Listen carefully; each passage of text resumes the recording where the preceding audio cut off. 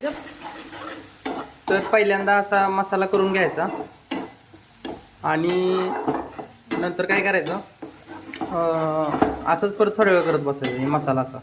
Okay.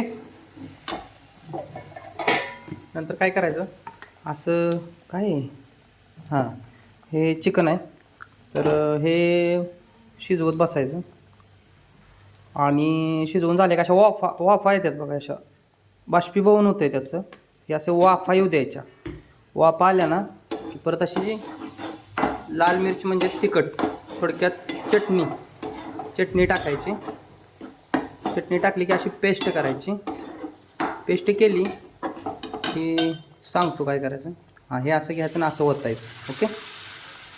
हां, तर हे असं ओतलं की असं होतं. असं झालं की असंच करत बसायचं. ओके.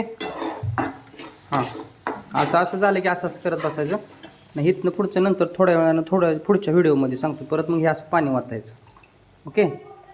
पाणी ओतलं परत असं करत बसायचं. ही झाली ग्रेव्ही तयार. Gravy with masala with spicy with. Okay. आता नंतरच्या व्हिडिओमध्ये दाखवतो कसं.